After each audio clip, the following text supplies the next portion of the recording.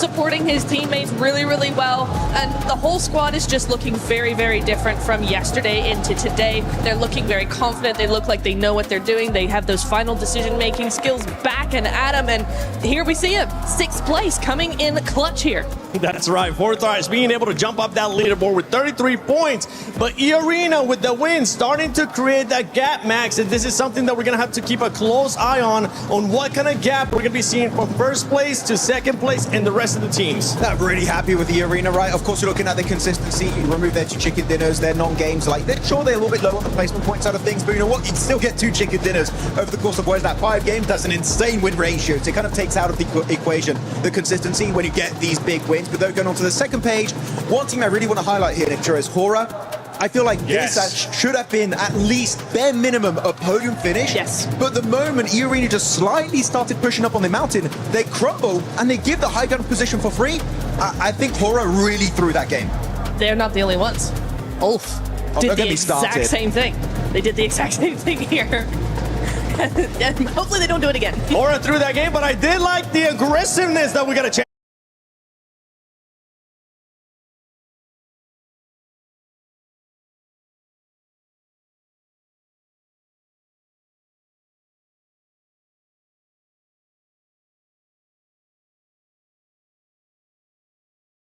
Out of Hora, and I'm hoping that it's going to continue on here. Let's see what's going to be happening on the 2nd Miramar, because it's getting spicy here. Hot Jukes. John, take it away.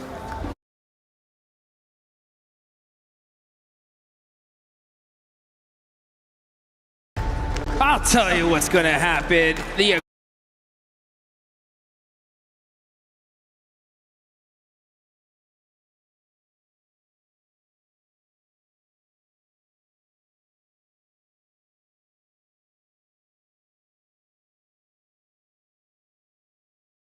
aggression is going to be at an all-time high here. We already seen multiple 1v4s to start us off here. I think we're just getting started. A whole bunch of matches left to go. My Jukes next to the legendary John Allen. 1 game down and a whole bunch more to go. Oh yeah, we've got our 2nd Miramar today, of which we're going to be treated to 4 Miramars over the course of today. We're going to end on 12 matches played total of our 18-match set. We're going to set that smash boundary. A lot to play for today. And if eArena can continue to perform in the way that they are, that smash boundary is going to be so far away from everybody else. Yeah. It's not even going to be worth thinking about. And that is what they're going to be doing. You heard Max say it earlier. Everyone's going to be chasing the White Rabbit here in this tournament. You can see the fans are so hyped, excited, beauty aside of things, pumped up, waiting for them to start making something happen. Unfortunately, they got taken out by Coops in that one. It is what it is, but a bounce back is imminent. That's for sure. 1st place, $500,000. 2nd place, $250,000. So a lot of money is on the line here, folks. And let's see which team is going to push themselves and try to catch eArena. It's not just about that cold, hard cash. It's about that warm feeling in your heart when you realize you are the new champions here at the PMWC, at the EWC. For 2026, there's no team here to defend that title, right? Alpha 7. Don't know where they've gone. They must have gone home or something, you know, so, something like that. Yangon Galacticos also not making it to these finals, but it's time for another team to sit on that throne, to sit atop the rest. Let's get things going. Yeah, let's see which team it's going to be here. Southern playing path here on this one. Oh, so yeah. we're mixing things up for sure. And this is going to be that 2nd Miramar match. So after this one, if it wasn't hot already, we're going to Toronto, right? That's going to be a crazy change of pace. Top players so far, you can see Milu right there, 3,000. Damn, what a day this guy had yesterday, man. Everything considered, this guy is an absolute monster. And let's just see where Tianbo will end up. All these teams, so many big names, so many top squads. Enigma Galaxy, honestly, I really want to give this squad so much props. I mean, to be in 2nd place, considering that these guys dealt with so many hot drops, is pretty insane. Yeah, over on Erangel, it certainly was the main feature of their early games. Fortunately for them, though, Ida didn't do anything other than just sort of give points to them, it seemed like. So it was kind of only really one map where 4Thrives actually third-partied it in that hot drop, where NigmaGalaxy didn't actually have a pretty okay start to their Erangels, right? So for me, it's definitely Eda that needs to move today, but we'll be seeing that later on. And they have been able to profit quite nicely. I mean, you get those 4 points right at the start of the match. That's a good profit already, right? I was talking about how I want to see consistency across a lot of games, across the whole set, rather than just these big pop-offs once or twice over the course of it. And that's exactly what you want, right? If you're able to get 4 points, it's not unlikely you can get 1 or 2 more, and that is a massive boon to your point scoring tally. That's what NigmaGalaxy have been able to find. Yeah, and again, fortunately for them, it works out with the fact that A7's not here. They're taking El Pozo, which is one of the highest loot areas, if not the highest, in this map. So they're going to be very, very well kitted. They've made some great plays this tournament so far. And yeah, you know, we were talking about them in Erangel. Eda did feed them, essentially, but you still got to beat them.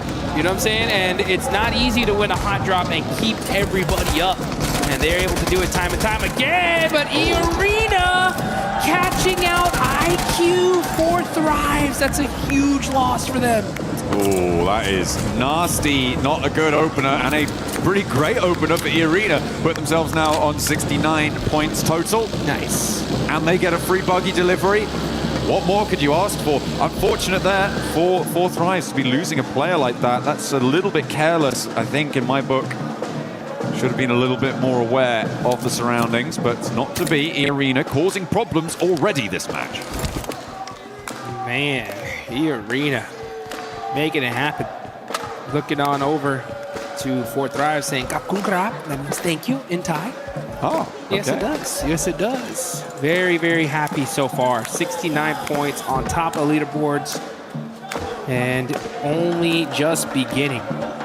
That smash point threshold is going to be where it's at. So if your E-Arena have just they continue to have such a fortuitous day today, their goal should be to just set that point threshold so dang high that nobody can possibly smash in the final day.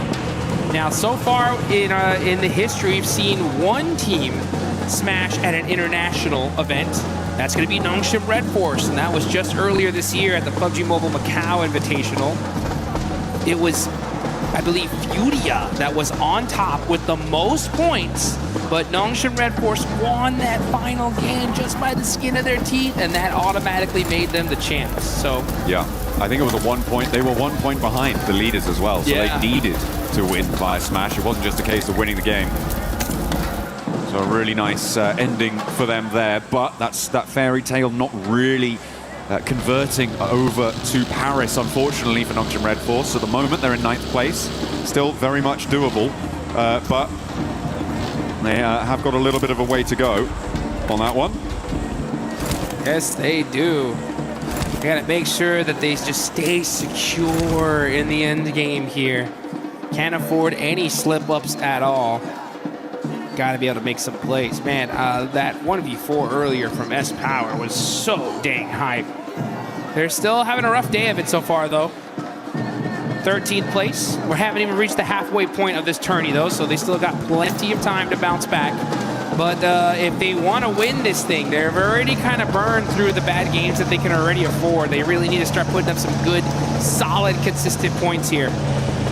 Because when you see E-Arena on top, that's a major threat. I mean, we've seen this team earlier in this tournament break a PUBG Mobile record for the most points. Again, so silly that they didn't make it into that into the finals off of it. Well, but they got some little extra, survival cash, I guess. Yeah, sure. But that's the point, right? It's a huge, massive, incredible game. Wow, brilliant, bright lights and billboards, sure.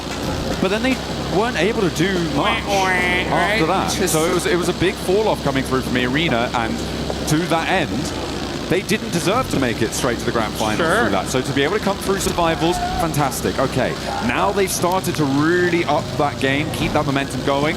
this is a much better scenario, which is kind of why what I was alluding to before is I prefer this chicken dinner that we just saw from Irina to the one that we saw in Rondo in terms of quality, in terms of an indicator for what we might expect for the rest of this phase. Yeah, and we got to be honest too. I mean, these guys very luckily made it here into the finals. They were barely able to pass up the Wolves. Oh yeah. So I mean, to see them barely make it in, at least I think it gives a lot of relief, right? Because you know, for all the Wolves fans out there, they're like, we were so close. Yeah. But for E-Arena to actually pop off, it's like, okay, you know what? The team that made it deserved it, right? Like, they're actually doing something here. And if they were at the bottom of the leaderboards, it'd be like, kind of a waste. But they're not messing around. I think that the way this tournament fared for them so far was kind of a perfect storm, right? Because they had the record, don't make it. They barely make it here. And I think that really just lit a fire in them to be like, you know what?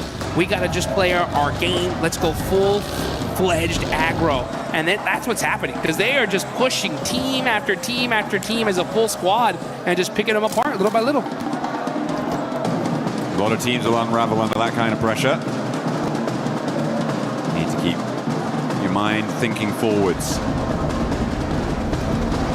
We saw some monumental plays in that last game, so yeah, I'm hoping that the nerves aren't going to be too rattled for a couple of our squads. It's going to be difficult, not only on the losing side of those fights, but again, on the winning side of those fights. Because in those scenarios, that adrenaline just hits your system. And it can end up, once it drains out after the end of the game, that can be a real detriment to your performance. And that's when you need to rely on the rest of your team, on the advice of your coach, on the feeling of comfort, hopefully, that you can find with the rest of it, to be able to absorb the impact of falling from that great height. Yeah. And okay. Well, speaking of height, right? The zone goes all the way up to the tippy top here. Going back. Yeah, near Crater Fields, near the Hacienda del Patron area. We just saw this circle very not too long ago in the last match. So teams are going to be trying to take a similar spot to what they had here. Arena, like, yeah, why don't we go to that same spot we were at last time? We won from there. We'll take that. Yeah, I mean, it's a little bit further west. It does keep a lot of those Crater Fields areas in, but it is very similar. You're right in terms of that location. Aurora spotting a player from Furia, but Coops will not stop in just one game. He's going to find shots onto them again. I feel like they should definitely be aware of his location this time around. But losing a player, you know, for Furia, that's not a good feeling. That is not a good feeling. Yeah, that's Miramar for you. It's tough. I mean, you're trying to rotate, and losing players on rotation is a rite of passage here. You try to avoid it as much as possible, but just sometimes there can be that one guy there waiting for you. You can see Godlike getting peppered up from Lost. And all these players just ridiculously good at shooting people out of vehicles.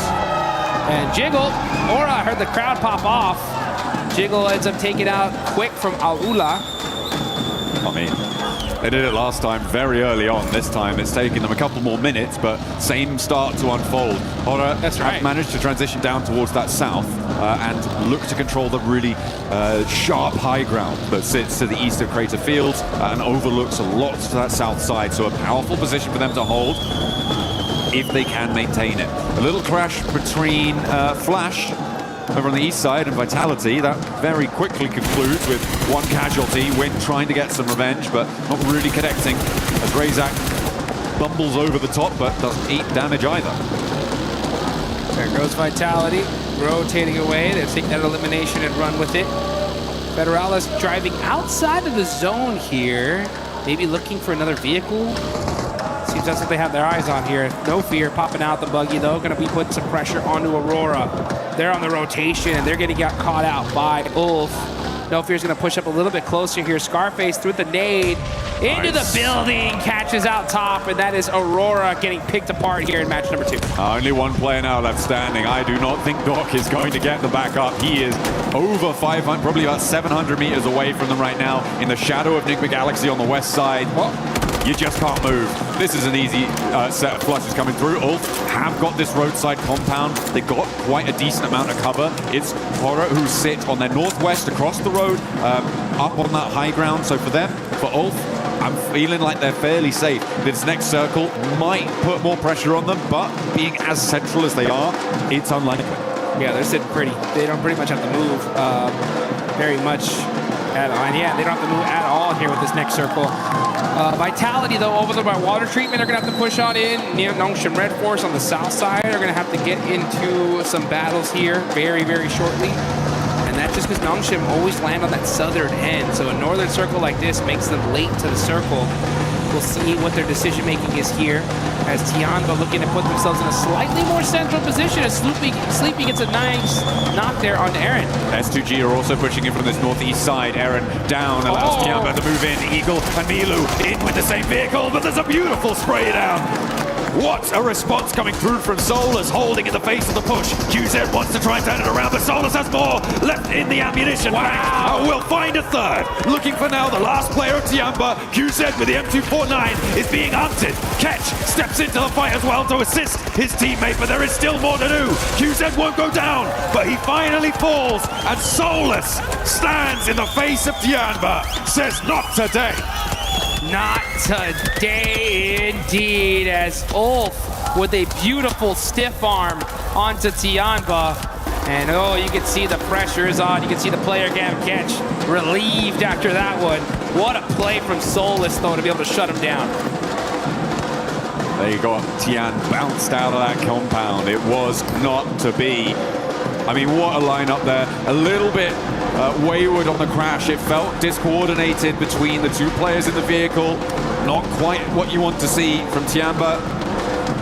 I don't want to say lazy. I feel like it was being harried by Horror with the off angles there on the northwest side. S2G were putting pressure on the back of that, and it became a little bit too chaotic. They couldn't quite find their way through it. There was no way that they could navigate that storm, unfortunately.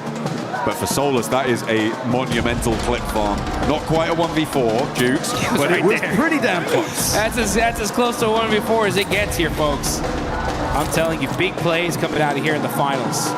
Axel getting naded up pretty good, peppered by Al-Ula. Let's look at the replay here. Solus with these headshots. Taking out that duo. And still finding himself some good movement here. Yeah, as soon as he sees QGZ, comes on out, pops a nade on accident, and gets the knock. Oh, okay, we're back in with Alola versus Vitality. One over the top, looking for another as well. There are 3 players alive on side for Alola, but there is damage pouring back over towards Vitality as Razy now and Axel have to step into the fight to try and keep this one going. Razak gets shut down though as S2G are flowing out to third party on the north side here. Kamikaze, Solke, both moving into position. Lost is out on a north wide flank too. And Axel trying to find some high ground here, trying to find an off angle. Razy just forced to just run out in the open, no vehicle to his name. Trying to be able to help out Federalis. Federalis is knocked, and it looks like he will be thirsted here because it's taking a long time. Meanwhile, S2G decided to just back things up. Say, you know what, we don't want none of this zone going down south. Let's prioritize that instead. And Razy is going to start cresting that hill. Can he spot out one of these players of Al-Ula? He sees Rep. When he's going to take that shot? No, does not see a good sight line. Decides to back on up. Yeah, it doesn't have the team shots to be going, well, doesn't have a team to take shots with. Is more accurate here for Razy. You need to be 100% sure that you can lock down a knock, or maybe even a flush. Ida getting rolled down by Orangutan there. Nicely done, but there's still a little bit more to do. Ida being devastated yet again. Rita now the last to stand. Aru and Atanki about face for another approach. Rita cooking a nade to try and slow things down, but there's an off angle coming through from Iarina, who is stepping up and forcing him over the ridgeline into the firing line of Orangutan, who get 4 elims on the game and send Ida packing. There we go, and that's going to be the 15th place team so far. Starting to turn things up, but here we go. It's the White Rabbits battling it out against 4 Thrives. Turney K getting the flushes. It's all up to Falak, and it ain't going to be good enough. Arena just putting in that work, and they're going to keep their whole team alive. And back up they get. Nicely done, nicely done. We saw Razy doing a lot of work against Alola. Hang on a minute. This is a solo? A solo against Alola on the north side? Where did that come from? Razy's popping off on the north as a solo. 3 eliminations. Razy putting the points here for Team Vitality. The Indo squad looking good here as they're going to be pushing into this next zone. And we're looking at this next circle as it is just south of Crater Fields. You got OG on that southern end, right next to E-Arena. That battle should happen out any soon. And now you got Enigma Galaxy right next to Nongshim Red Force as well. Let's see how they're going to play this out. Coop's got that Mini 14 looking for that long-range headshot. I'm also looking at S2G on the northeast side of the circle right now, Jukes. They have to push in, and as a 4, do you go in the shadow of Horror, or do you try and sweep down and push past Flash? But it is a difficult approach for S2G, and they do not have long to make that choice. I feel like they are committed much more up to the north edge and could potentially challenge Horror on that northern side. Let's see how this is going to play out. Schwepp's got the high ground as well. This is still only stage 4 here, folks. Admino does get knocked, though, from Godlike and flushed. So it's only going to be 2 players up for the side of Godlike. OG in the same boat with the duo. Driving around, just trying to get a little bit of intel. Doc is nearby. You got to watch out for that. Meanwhile, Aura from the high ground are trying to catch S2G out on the rotate here. Sleepy is able to put some suppressive fire, keep him away for now. Kamikaze's buggy is smoking, and he's going to get popped out of here by No Fear. Oh, that is a scary sight, pressing the ridgeline, No Fear. Spiking the heart rate of S2G as they try and make their way in. They did have to make that choice in the end. But moving in, they've managed to get 3 through. And into a position which is at least tenable, but not really super beneficial to their long-term prospects. In the circle, though, which is good. Not the same can be said for Enigma Galaxy, E-Arena, Flash, Ulf. These teams going to have to move when the time comes. So, a good result, but if they keep getting picked apart with Razy still doing bits. Hang on a minute, no, that was over the sky. So, Horror are suffering. This solo long ranger on the north edge, Vitality, letting us know. Okay, this is the replay of the 1v, I think 3. Yeah, there we go. Yasser catches him out as he pops out the vehicle. And then, pow, beautiful use of that ridgeline. Razy just picking apart Aula. Those mistakes, man, making it look easy there. Yeah, that was pretty clean. Swaps out to the bayonet as well for the final moment. I wanted him to run it through there a little bit. That would have been the coolest. But you know what? You're looking pretty cool already. Razy still with a knife fixed at the end of the barrel. Yes, indeed. Let's see what Razy can do with it. He's going to be holding on to that AUG as well. No Fear up on top of the hill, doing a good job of applying that suppressive fire on these teams trying to find a way into this next zone. Oh, Crazy. Soaking up the points as a solo here for Team Vitality. I mean, since he's been a solo, he's gotten 4 eliminations. He's weakened Horror's hold on this northern side as well, yeah, which I think is a really big factor here. With 4 players, Horror are basically unassailable. With 3, that's a different conundrum altogether. Ulf could potentially have an opening road towards them if they don't go down in this spot, because Sleepy has got that angle. But if Sleepy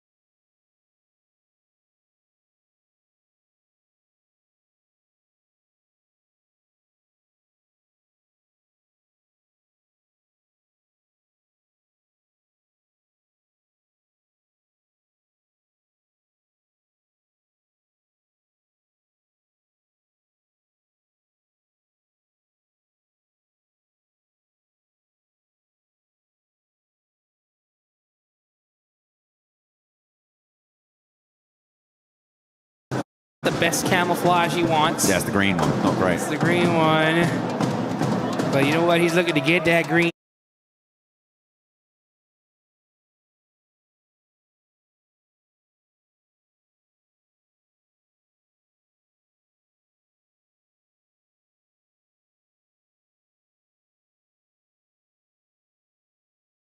Not. Darts back a little bit.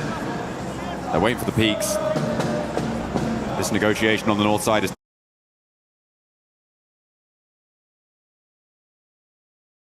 S2G isolated right now on the southeast side of all of this, sort of all just playing in the same spot. Looks like they're trying to start to move out now, which I like. I think it's the right decision. And we've got solos from Aurora, solos from Ulf, as well as Orangutan. A tanky, maybe the first of those to go down, but does take a fair chunk out of Lost before he goes out.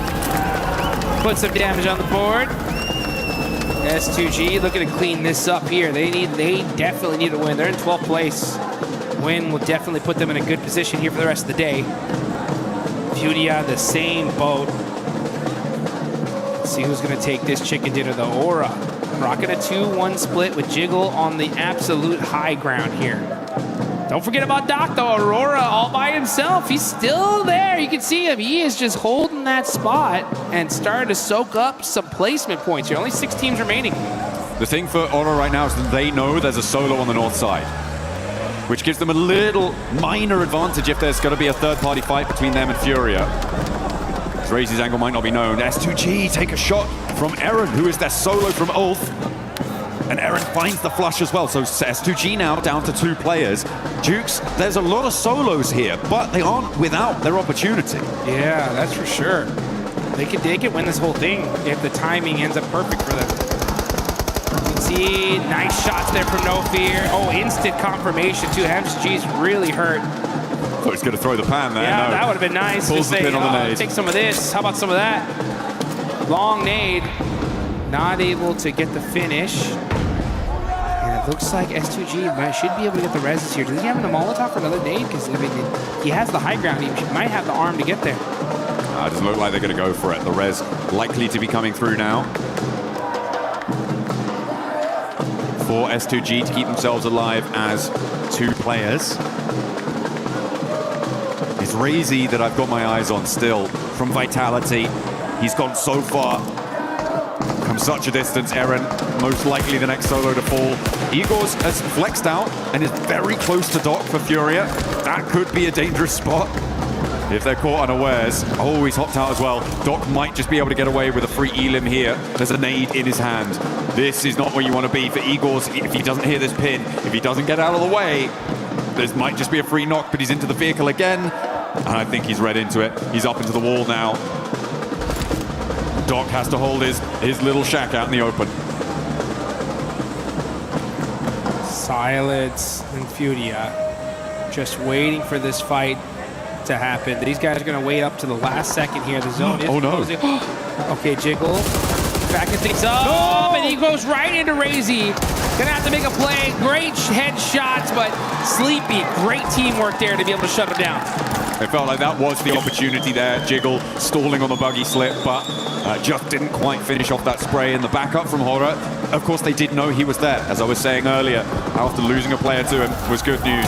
Oh, another solo goes down. That will be the final solo out. So we are playing 3v3v2 as Furia in with a chance here to put that chicken dinner on the board. Same story for all 3 of our teams. I feel like S2G are the most suppressed in their area right now. Yeah, but they're suppressed on the leaderboards too, right? So literally all these teams desperately need this game. Gonna be big points regardless. You can see right now, 8th place, 11th place, 12th place. It's gonna help them out big time. Let's see what No Fear can do with that high ground. This is stage 8, folks. The zone will be closing into nothing once that zone pops. Sleepy applying that pressure on S2G. He's got the intel now, knows exactly where they're at. He's got a couple nades. Gonna go ahead and use that high ground to try and get the shots. But some big shots on the Aura. That's No Fear eliminated. That angle being gone is critical.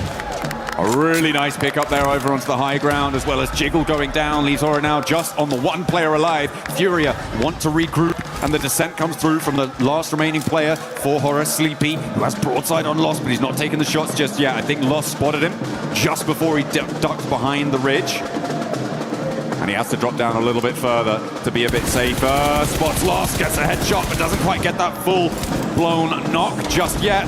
And then they roll. Sleepy. He finds the other, though. He finds his teammate, and maybe a 1 versus 2. But Fury are now sat with their players rolling across the open zone. And Sleepy finds another. 3 players now left for him to deal with. But there's a P90 on side. He's behind those trees. I don't think it's going to work. No, sirree. Brazil able to find the chicken dinner here. And Furia fight back.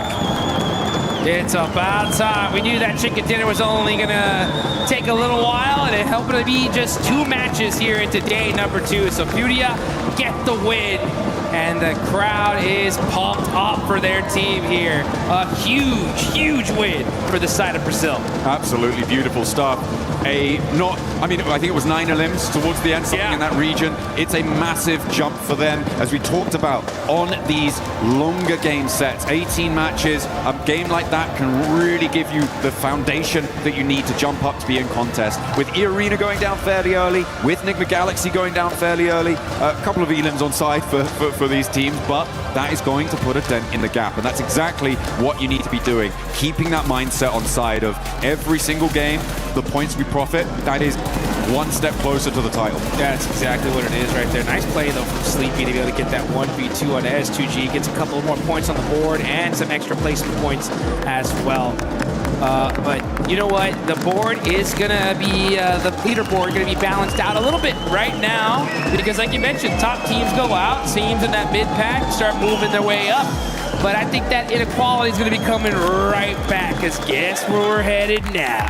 Oh yeah, it's going to be a little bit toasty over on Rondo next, which is very, very exciting stuff. We've already seen, 2 1v4s, at least 1 1v3, a couple more. Why not throw them in there?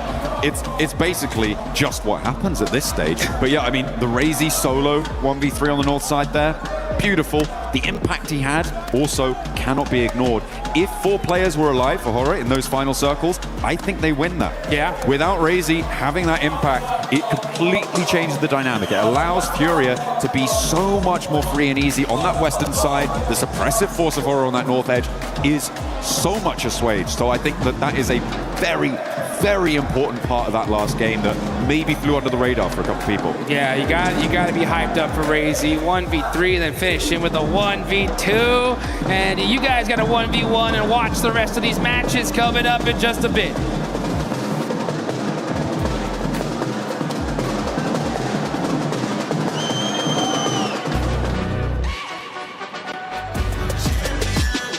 This ain't no regular thing. Came for the ring, you know what I mean. You see my name in the lights. Better get right, I'm champion.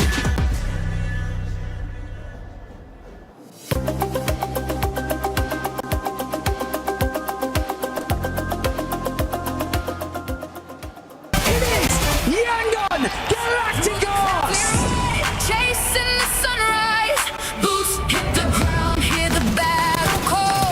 Loot up, lock in, we're ready for it all. Every street, every door, searching for a little more. One squad, one dream, nothing's ever what it seems. The circle's closing in, can you feel it on your skin? Heartbeat like the drum, the final fight has come. Fight till you make it, never gonna break it. Stand your ground and take it, right into the fire. Fight till you make it, every move can change it. Higher and higher, we're reaching for the winner, chicken dinner. Fight till you make it, fight till you make it. What's happening, everybody? Jackie Powers here, joined by 2 absolute legends of the Sidemen. We got Ethan and Toby in the building, just arrived in France. You enjoying your time at PMWC here at EWC, boys? Absolutely. It's my 3rd year on the trot coming to this. So yeah, really excited to see what today's got on offer. First time here in France, I'm actually really excited. What, just generally first? No, not generally. For this in France. Normally it's like in Saudi, but here in France, it's exciting. You enjoying it though? Getting on with the vibes? Bit different, right? Yeah, we got in early on the train this morning, so took a little bit of waking up, but I think we're into the swing of things now. You always look fresh. Both you do. You've come out giving it. You got the style on the go, so I can't complain, boys. And there you go. You're showing us up. Yeah, can we get a fit check, please? Fit check. Great. Hey, look, you look unreal. Beige. The turtleneck, he looks amazing. The watch strap, look. Wow. Ugh. That's what we do. That's what we do at PUBG Mobile. We've got a bit of a different vibe on the go. I know you love a bit of PUBG Mobile yourself, but you've been enjoying the chicken dinners? Caught any of the glimpses of the games? I haven't caught any glimpses just yet, but they're going crazy as we speak. We've got a little glimpse of a screen up there, and I can't wait to watch some of it. It's going to be big. I think we've had a lot of interaction from the fans this event, which has been cool. A lot of different nations. It's been super loud. We've had drummers. We've had like cymbals. Mate, I've seen instruments I've never seen before. I thought it was a football game. I heard it. It was crazy. I can't believe there's drums at an esports event. It's unreal. They've kind of been getting sick with it too. One of our commentator talent basically used to be a drummer. So he's been sat there every game, mate. He's watching the background. I just want to get involved. I want to teach him a new beat. He's loving it. He's loving it. You any good on the instruments yourself, pal? Me, no. So Jizzle, however, he has an own producer back in his day, you know. I dabble. Hey, we got to get you in there. We could cook something spicy up with the fans, right? No. It's been a long time. EWC anthem? Come on. I don't quite have the same rhythm as I used to, you know what I mean? Could be a nice tie-in. We'll get that in for the next charity match, no? Maybe. That's what I'm saying. That would be sick. Look, it's going to be a good time. We got about, all of today, so about 6 games overall today, and then tomorrow we go into the finals, last 6 games. We got some big orgs here, boys. Couple big names. You got like 4 Thrives. They're coming out, showing up. Vitality, legendary esports orgs, right? Orangutan as well. They've come in bossing it. Orangutan all the way. Come on, orangutans. Listen, this ginger bearded beast. My orangutan. Yeah, come on. I've got any orangutans. Oh, mate. I hope they do you justice. Yeah, they've been looking good, honestly. Have They've been looking good. So we're saying orangutan go chicken dinners all the way. Let's go. All right, let's see what happens, boys. Always a pleasure. Pleasure, any mate. final words before we send this one back? Up the EWC, up the PUBG Mobile. Bosh! We'll see you later, guys. Thank you, Jackie. And I agree, Jackie. You look good today. You look good every single day. And so do we. Joined by Lace, Calaris, Natura, and once again, the 7WG. But we got to talk about Furia, that last match. The Brazilian aggressiveness was there. And boy, did they show it. Didn't they just? I'm so excited. Furia's back. Let's all jump. No, but he's just gone. Okay, my show now. Furia, right?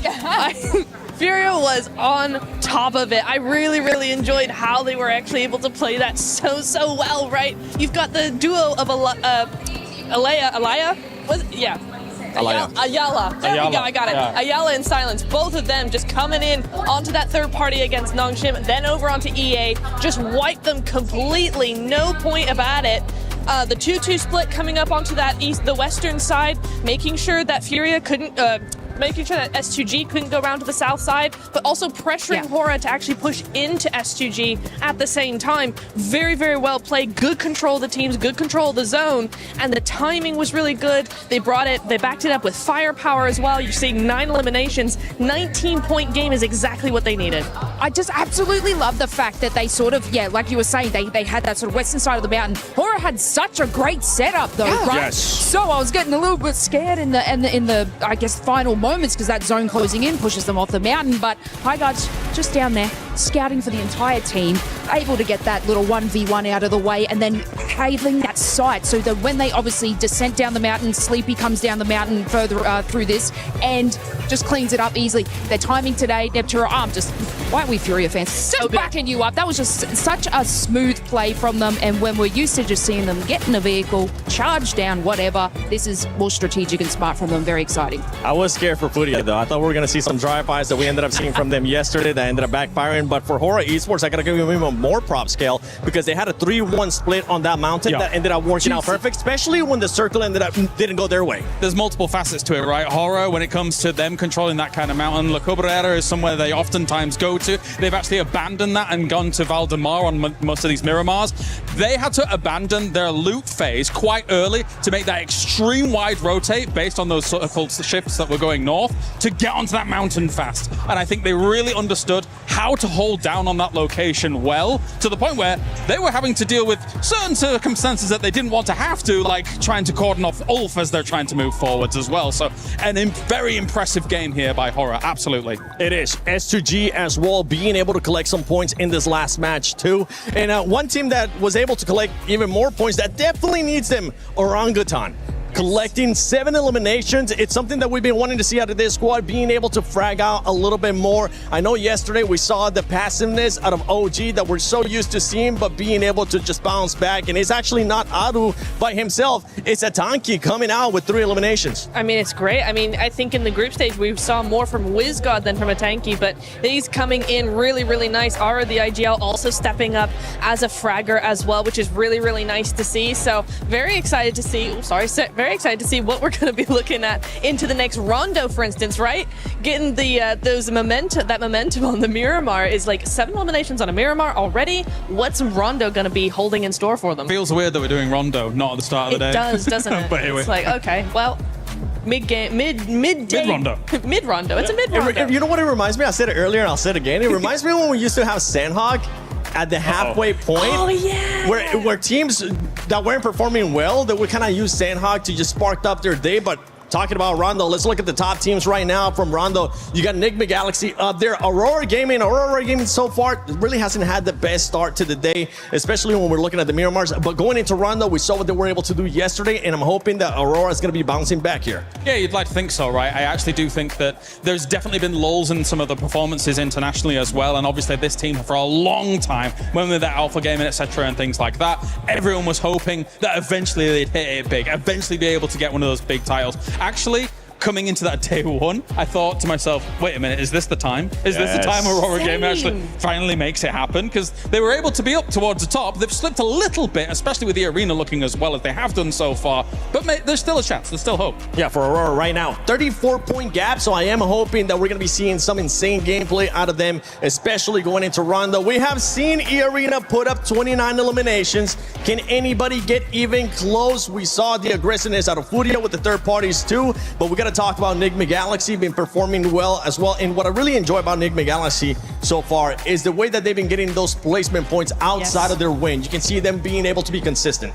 Exactly. They've got 14 placement points outside of that win. So they are really making sure they hit that podium time and time again, backing it up with eliminations. And again, this is something that I saw yesterday from Enigma Galaxy, is their timing is on point. Coops is back in his prime, it feels like, and the whole team is rallying around that. So the timing is really good. The synergy is very good. They're holding, they're waiting, they're making other teams play for them instead of doing all the dirty work themselves. It's a really, really nice control play that we're seeing from Enigma, and it's working out beautifully. I mean, I just want to quickly touch on Ulf, because we were a little bit worried about them at the start. We're like, what kind of plan do they have going forward? It's good, it's wins, it's that, it's not, it's dropping.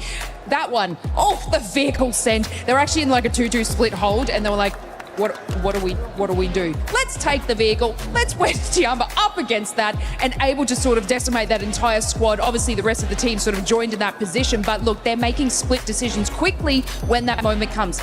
Is it bad that these decisions have to be made incredibly quickly because they didn't plan it out beforehand? A little bit, but look, they can capitalize on it. It is. And one team that I'm going to be looking to hopefully capitalize here in Rondo as well when we're talking about eliminations is going to be none other than Tiamba. Tiamba has been quite slow today. We've seen them just going down that ranking, and it's a team that needs to be able to bounce back, because guess what? Yesterday, it was all about eliminations. Yes, they do end up having some placement points, but it wasn't of the likes that we know they're capable, especially with what we saw to Survival. Yeah, Milu and QZZ have looked fantastic throughout the entire tournament, right? And Milu really rose to the occasion after QZZ was able to get that MVP title on previous internationals. I do think that, yeah, it's been a bit of a slow start for them, but regardless of that fact, there's definitely an opportunity for them to get back to fragging power, fragging potential that we've seen from them in the past. I'm just looking at Coops right now. He's locked in. Raouf just going around, circling his chair. Satan as well. But Coops, it's all about Coops right now. Hopefully somebody else will be able to step it up from that team as we're going to be going into Rondo. So Hot Jukes, John Allen, take it away. What is Satan looking at? Here we go. We're headed into Rondo. The match managed to put some massive points on the board. As if Miramar wasn't crazy enough already, it's about to get even crazier. Maybe it's just something about the start of the day, Jukes. Maybe it wasn't Rondo all along. It was just the first games. Maybe this will be the calmest Rondo we've ever seen. They brought that Rondo energy off the rip, right? Yeah, they're used to it. Fresh off the breakfast, ready to find their dinner. And that is what we're going to be looking to find here for one of our teams. It will be the case. Maybe a massive early game. We saw it from Milu yesterday. Huge. And the rest of Tianba as well. Huge start to the day yesterday. Not quite as powerful in the game so far today. So hopefully for Tianba, they can find that resurgence here. And if you're an Arena fan, you're hoping that they can continue to make their strides forwards and keep that White Rabbit chase going. Gotta be able to separate yourself from the rest of this lobby, and if you're gonna do it anywhere, it's Rondo, that's for sure. I mean, we've seen a 39-point game in this tournament. Oh man, will that turn things around from. Look at Team Vitality though, averaging, 4.33 limbs per game, 1,000 damage. It's a great average here. The thing is if you want to win that $500,000 at first place, become the champions, you got to do something special consistently. So I'm interested to see, right, how these teams are going to fare now that we're playing Rondo for the third match of the day, right? Are they going to be able to keep that aggression up throughout the entire day here? And who's going to be the kings of Neox Factory? Oh, could be. Or indeed, somewhere else if Flame Path decides that we don't want to be going to Neox Factory.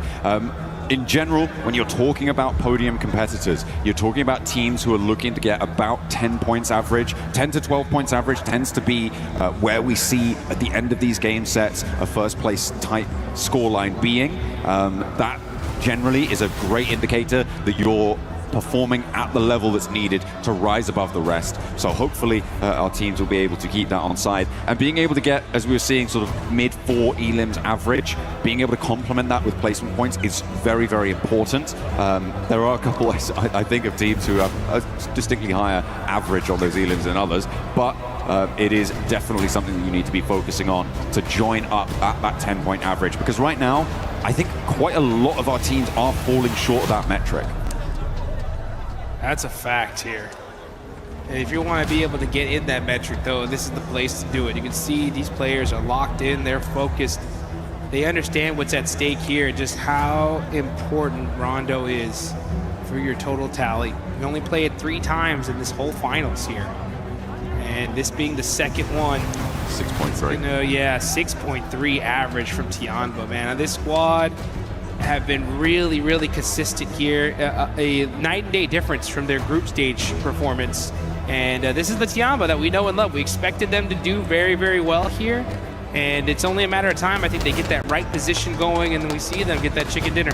I mean, we want that survival stage, Tianba, right? Yeah. To be able to jump up and compete with the very best.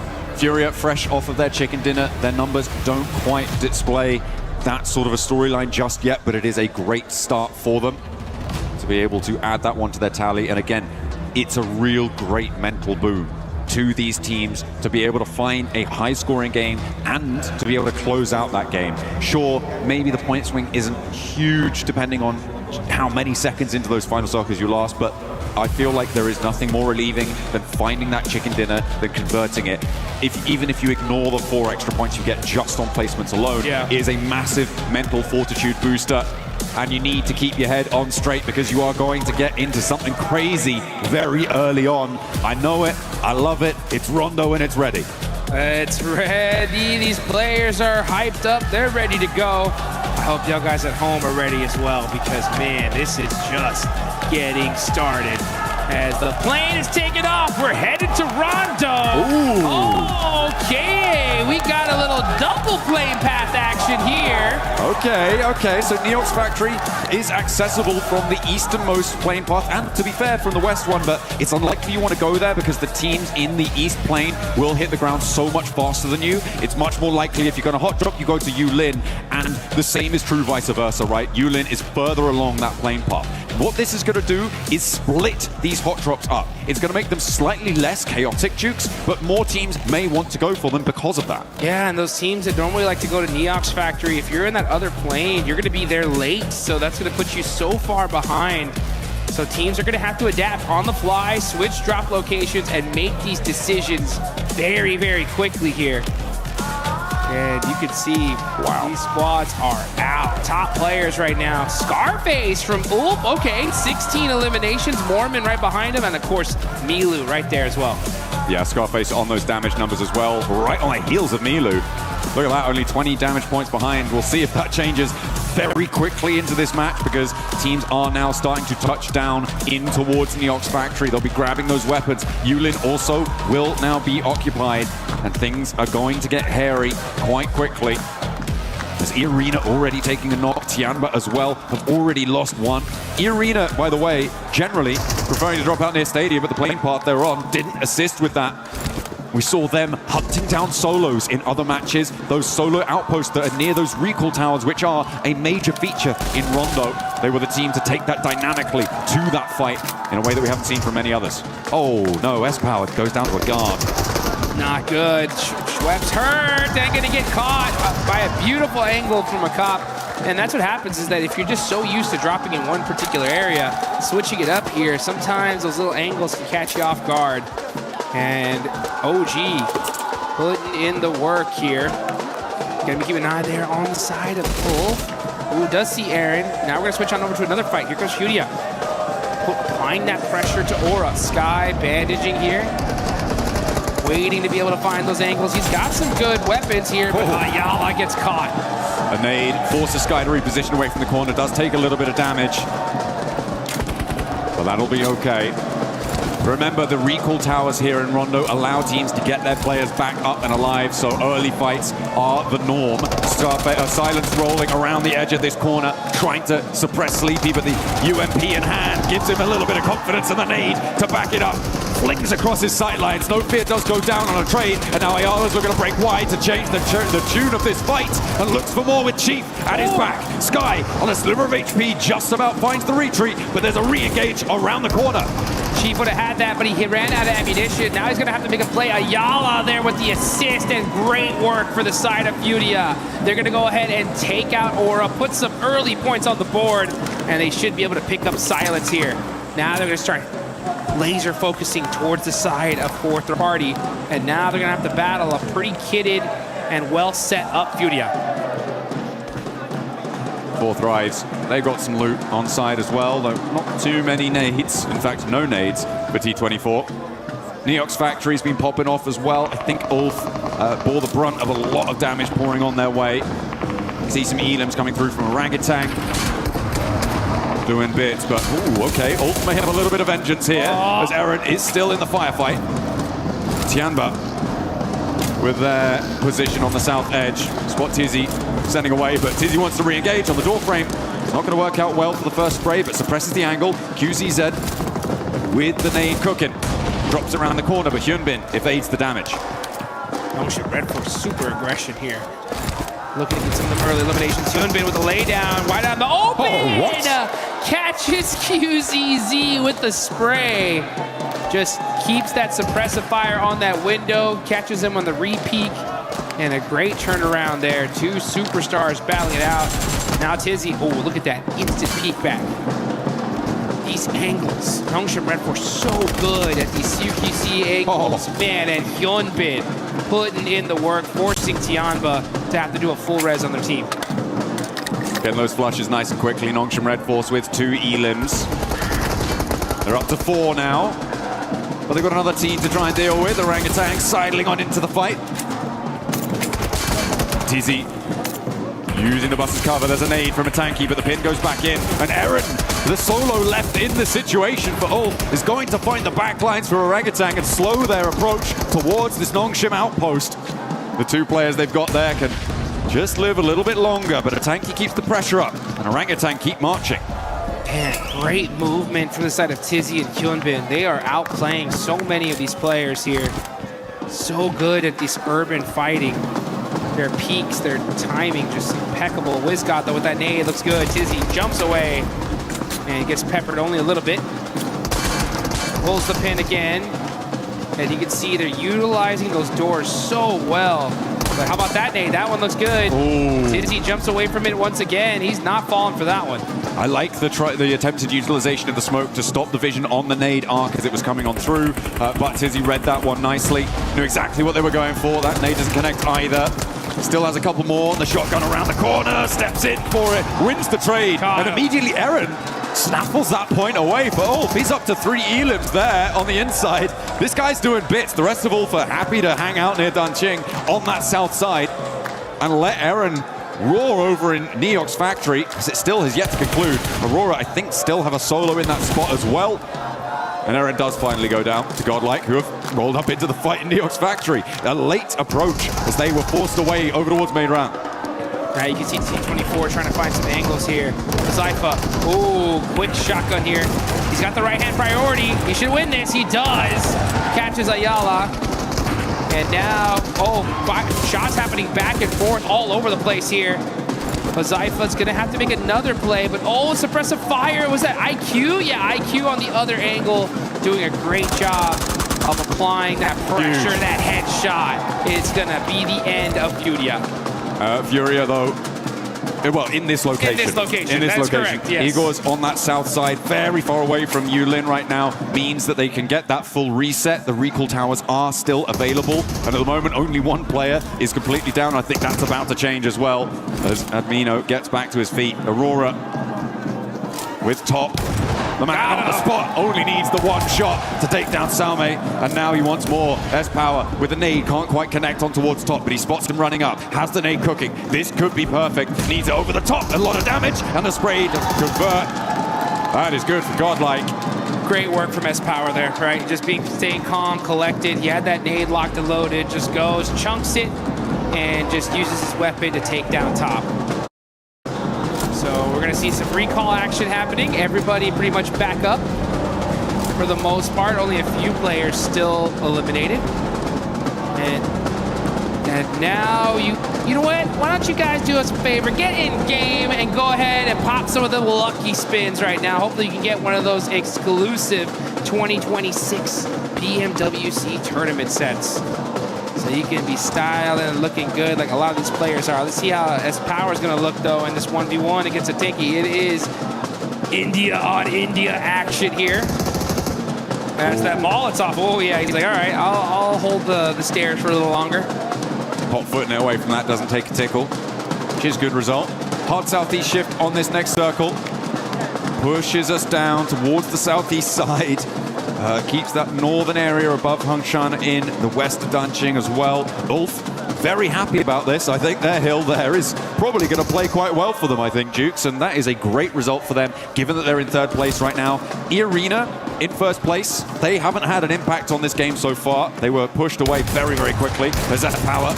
Holds the corner, but yeah, there's a third-party angle. Well, a second player on the opposing team angle coming on through. That should be, again, still recallable. Manya may opt to go for the recall on the forward position so that he can bolster that and let the back two from Godlike move in behind him.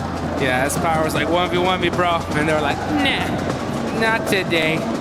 There's money on the line here. We got to make this happen. Now looking on over the rest of the fight, though, we got Vitality end up holding a building here. They're going to be popping some shots on over to Enigma Galaxy. Satan trying to drive away, trying to be able to survive here. Lowered in the same position. Enigma Galaxy on the bold rotation.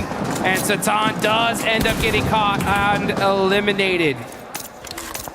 Very messy now on the western side of this circle. A lot of teams forced into a fight that is unfavorable for a rotation that leaves them exposed. We're seeing the results of that now.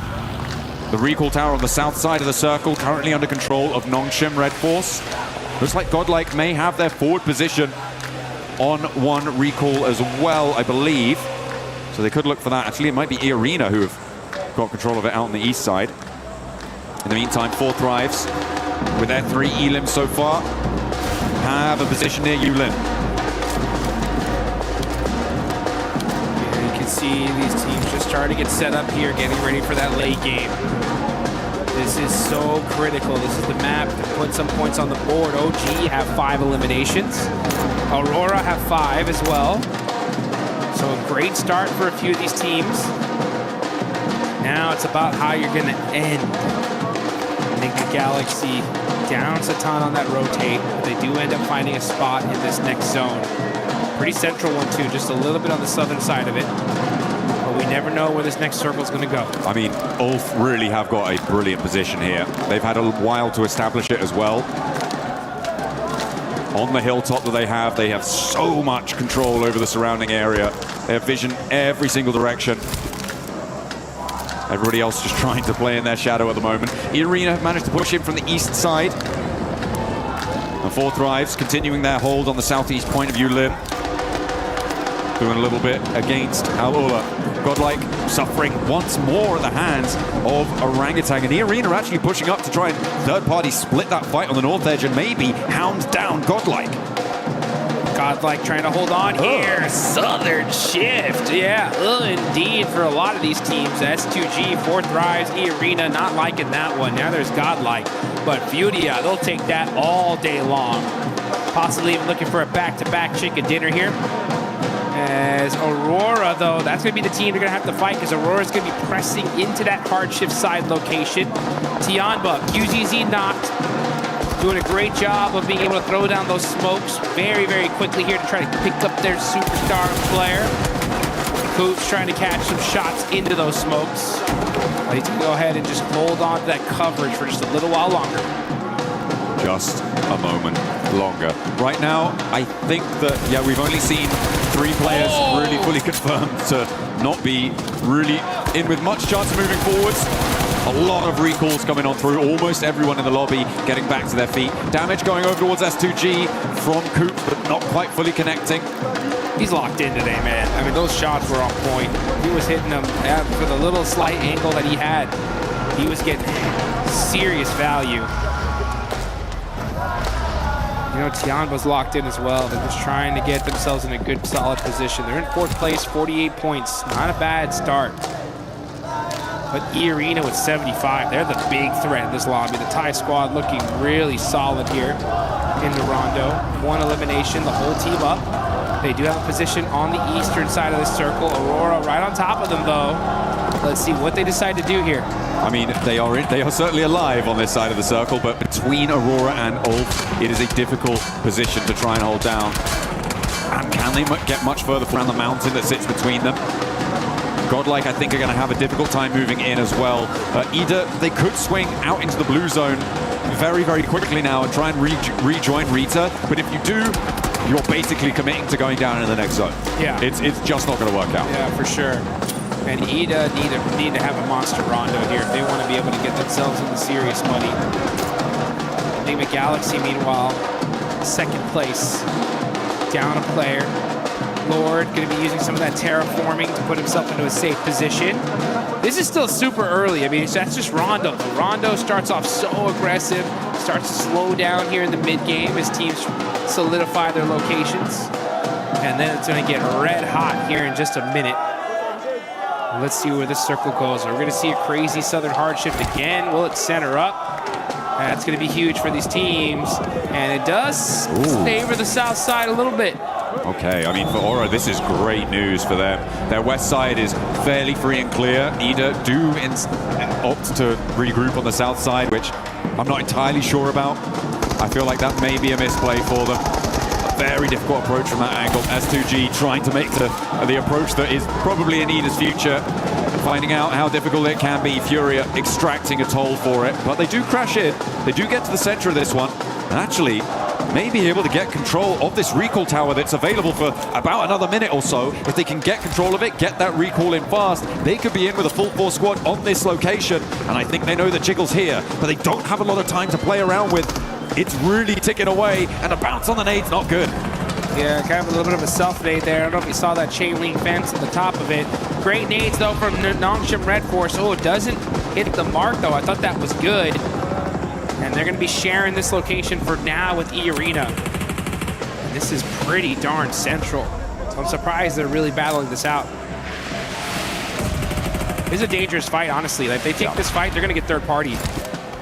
I mean, all the fights now in the middle are dangerous. Godlike on the south side. What happened? Ooh, I think a vehicle explosion there came on through. Was Took that 20K down. No, it wasn't a self-drop, don't worry. I would have clocked that one. It was an explosion that came through. The nade, just falls short of the deployable cover. And they continue to not quite find the mark for Nick McAllister, sorry, for Nongshim Red Force. They aren't quite connecting here. Not quite getting what they want to get done. Orangutan try and crash into the middle against S2G. It's looking to go pretty well for Orangutan, actually, as S2G are going to go down fully. These recall towers are pretty much done and dusted. Only a couple more seconds to get them used. Yeah, it's going to be tough to be able to use it here at this late stage, especially if you already burned a lot of your recalls earlier on. And let's see right now as Ray-Z is able to get a nice knock there on the tops with a nade. Another one would return as Bose catches Federales. And now here comes Win in the vehicle. Possibly just trying to get some information. He gets some for sure. Pops out. Oh, that did sting. Okay. Razak, though, got the shotgun. S12K. Oh, gets knocked.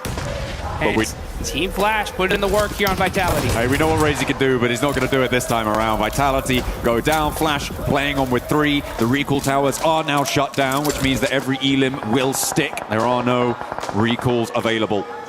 The Arena somehow managed to get straight to the center of this circle. It's kind of crazy, and to do so with 4 players alive, great news. Hopefully they can make that one work. Meanwhile, on the south side, you've got Godlike, Ita, and Furia all looking for position. Yeah, this is a replay, I think, on how Tony K went down. Yeah, he ran into the buggy. He ran into the buggy. Yeah, well, it was that cover flare that ended up busting up that buggy, and it was just inching it little by little and just did enough damage to pop it.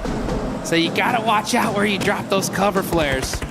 Hey, no harm, no foul. They're all alive, and that's what matters right now. Nade over the top, over towards Nick McGalaxy, though, from Tianba, who have had to fight down from this north side of their compound. Nick McGalaxy have been hiding here for quite a while, and Tianba seemed to be an overwhelming force for them. Ralph, alone, isolated away from the rest of the team. Ulf have been trying to push in from the east side, and somehow Scarface doesn't go down here.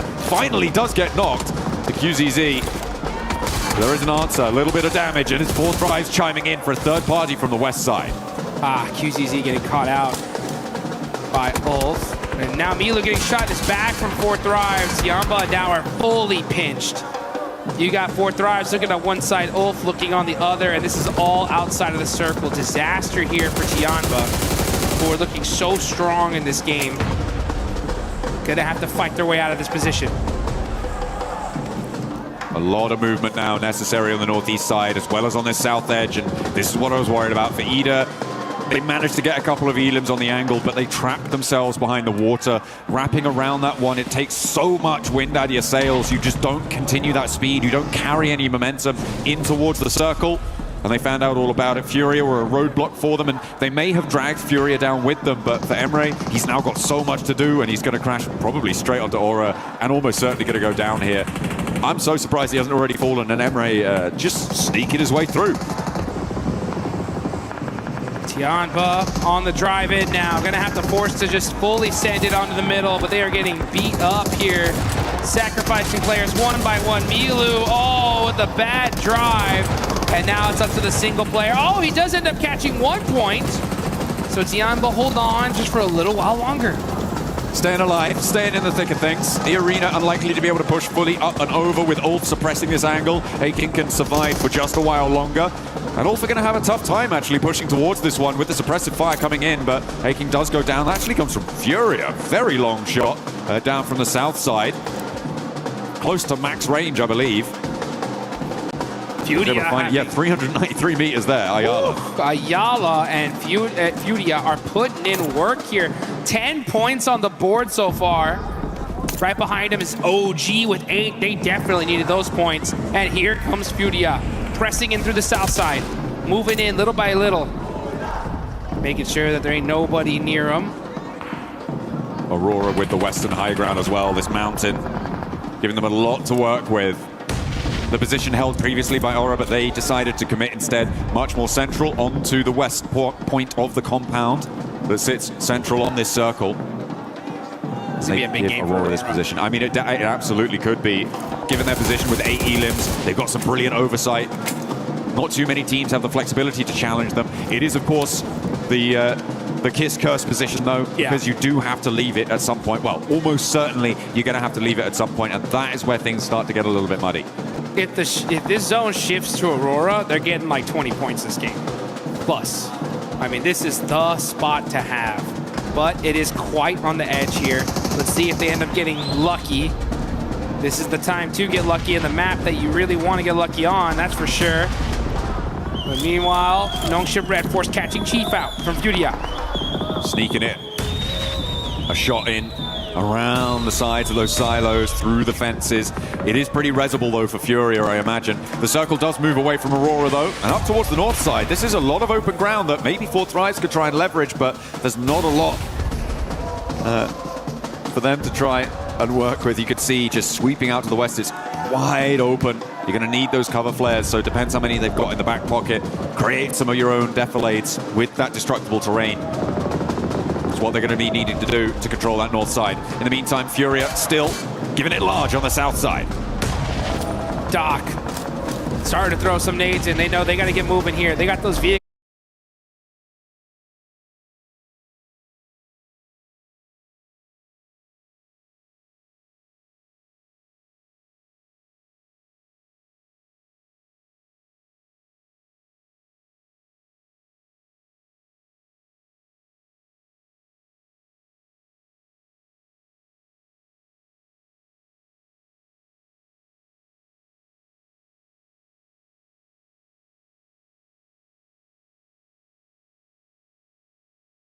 They're smoking though.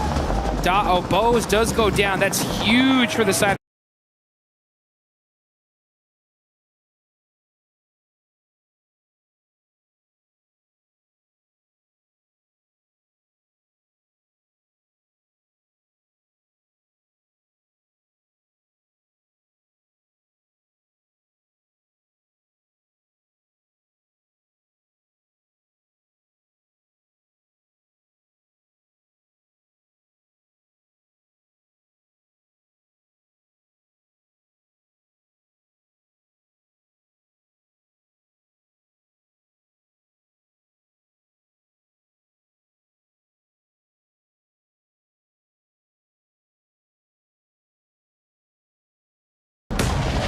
Doc starting to throw some nades in. They know they got to get moving here. They got those vehicles. They're smoking though. Oh, Bose does go down. That's huge for the side of Aurora. And Doc trying to drive very carefully, little by little. Oh, he saw that crate. I need that. I need that. I got 300 rounds. I need more. I need that util. And he's going to find at least another drink because he was out.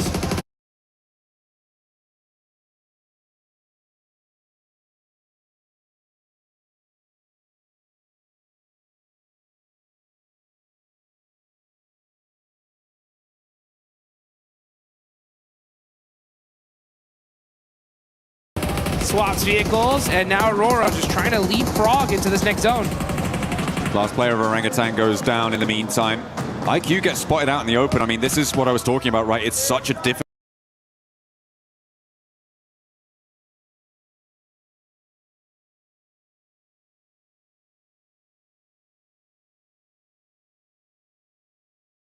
area to try and move into. The question is timing, and for IQ, he gets caught a little bit too early. And there's really no cover.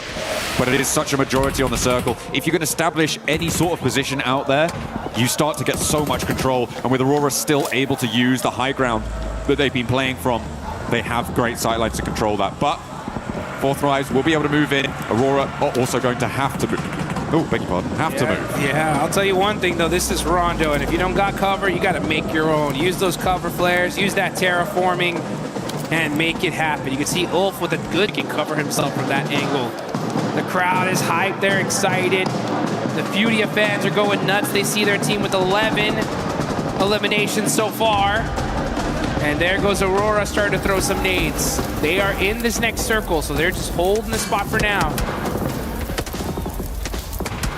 Just holding it down. Slowly marching forwards.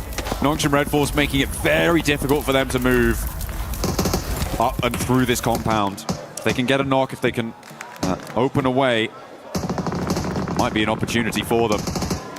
There's trades back and forth across every single angle. Nongshim also have spots on towards Horror, who are trying to make their way up on the western edge. Oh, it's a nasty ascent up this hill. There's a complete broadside from Hyunbin.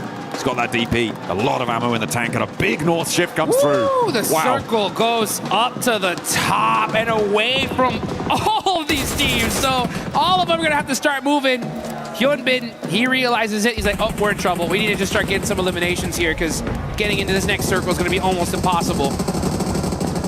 I'm looking at this circle. I feel like it's Aurora and 4 Thrives right now, who are in some ways stopping each other from being the best in the circle and therefore allowing teams from the south to have an opportunity if this fight concludes one way or the other, which I don't think it will, Jukes. Not at the moment.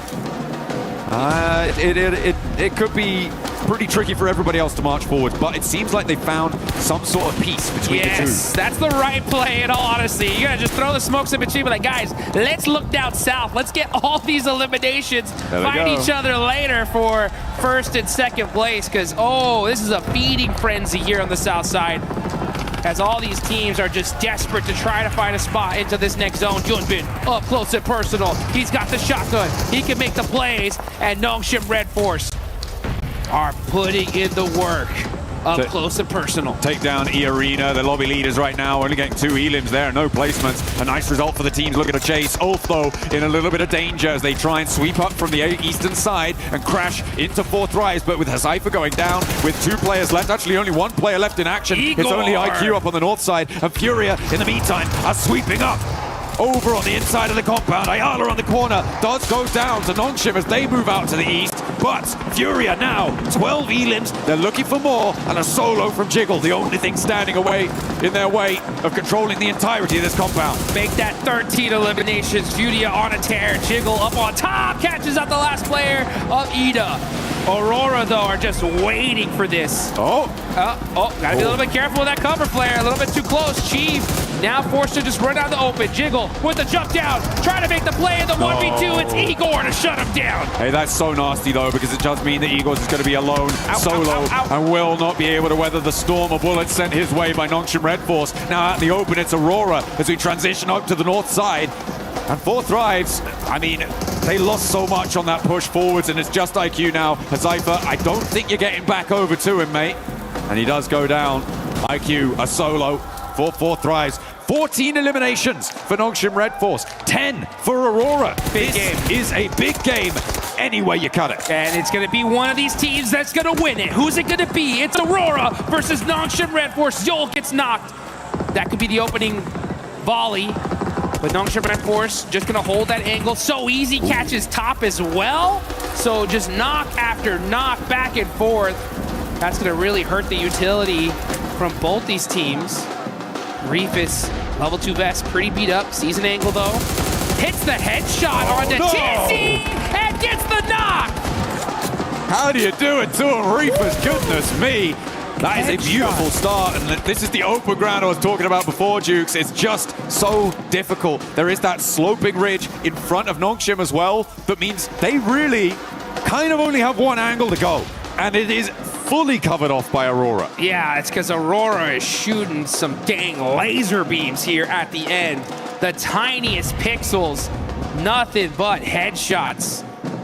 Nongshim Red Force, we know they got the gun skill to pay the bills though. Gonna have to battle it out with Aurora because Aurora are on fire right now. Now they have the numbers advantage as well, top with 5, and look at that. Nongshim Red Force, they're just stuck. They're stuck in this one spot. They are laying down, but Hyunbin evens out the battle with that huge knock on the Zio. Perfect timing. And it's a forward position as well, which means that in order to get them back up, they need to break forwards. For Aurora, they need to expose themselves. That makes it more likely. We're in a 3v3 clean. Hyunbin suppressing the corner of the rock there, looking to try and put them back behind it. And he will bury them behind it as Doc is taken down on the angle. That is resible, but it's going to allow them to move forwards incrementally, making their way, making their approach here. Reefus, don't dare step up. Hyunbin is just an absolute beast with these laydown plays. Putting in the work, catches top. Hyunbin is on fire. Making it happen for his team. Applies that suppressive fire onto Reefus. Reefus cannot afford to get knocked here. If he does, he's gone. He's got the MG3 from the crate, though. Is it going to be enough? A lot of damage done to him. Ziol's been slowly bleeding out. There has been reses coming through, or attempted to come through from Aurora. and they do manage to pick all three of their players back up on the forward front. Zeol finally flushed, Reefus dying left and right with the MG3 barking loudly across the open ground, but he's not going to be enough. It's going to be the knock sent his way, and Nongshim Red Force are giving this an excellent go. Moving forwards, they make it to the rock, and they are just out of range. The nade goes forwards, only Top remains in the way, and the Molotov burns him, takes him down. Nongshim Red Force turning the tables on Aurora. Aurora was looking unstoppable, and then Hyunbin said, oh, you think you got it, huh? Nah, we got this. Clean execution at the end from Nongshim Red Force. A brilliant exit from that location. It got so messy around those silos, those compounds, really, really tricky, and it's got to be so disappointing for Aurora as well. They don't lose those. You shouldn't be losing those, no. It is really, really tough stuff. But the open ground was so difficult to get in and towards, with 4 Thrives being in the way for Aurora. If they'd have been able to deal with that a little bit earlier, maybe they could have had more presence there and stopped Nongshim Red Force from getting as far as they did. But a brilliant oversight on the compound for Nongshim Red Force. The South Korean side managed to navigate that one brilliantly. I mean, that's as fair as a fight as it gets here, folks. I mean, I think out of all the fights I've ever seen Aurora lose, I think that is the most frustrating one for them, because they know that we just got outgun skilled. Us, Aurora, the Mongolian super squad. What happened? Hyunbin with those laydowns, making the plays, the pop-off, absolutely well-deserved. I mean, that was just disgusting. Locking it in with the daps. That's what you got to do. You got to be pumped when you get those chicken dinners on side, and on Rondo, no less, with a big elim count. That is a breath of fresh air for Nongshim Red Force, hoping to get another global level title as well, to convert from their recent win. Sneaky. I mean, Nongshim Red Force, when they won PMMI, they weren't on top of the leaderboards until literally the last game, right? They stole that tournament, and now in this rondo, with that many points, woo, these leaderboards are gonna look dangerous. Yeah, it's gonna be exciting. Remember, E-Arena, Enigma Galaxy, again, going down a little bit earlier. That's gonna close the gaps once more, and teams can start to catch up. It is looking level. And again, it's that marathon style that we've got on today with the 8 matches from the delays that we had yesterday. The 8 matches today are going to test these teams' endurance. We still got so many games left. I'm so excited. This is just Toronto. We got 3 more Air Gales, 2 more Miramars. How's Aurora gonna roar back though? That's gonna be my question. You know, Doc, he did not like that one. They did not like that. Yeah, they were like, there's no way we get bad beat here. Hyunbin, though, I mean, using that terraforming, you can just see for everybody out here that wants to be a professional player, these are the guys you got to look at here, because, you know, in order to be the best, you got to beat the best. And Hyunbin, with those laydowns, applying those suppressive fires, predicting where they're going to pick those heads out, hit a few crucial knocks, and he won that for his team. Absolutely, yeah, getting those picks, absolutely crucial, like you say. And it is a really interesting feature. I think it's probably, for me, the most interesting feature of Rondo is the impact of those, well, actually, maybe 2, but the impact of having destructible terrain, being able to carve out those little divots, those little defilades with explosives, as well as the deployable cover flares. I think those 2 features make Rondo so interesting in these late game stages. Yeah. And if it weren't for those 2 features, I don't think either team would have been able to make it towards the end there. There was so much open ground, but they had to close it down, and the team to do it was Nongshim Red Force. We'll see you in a few.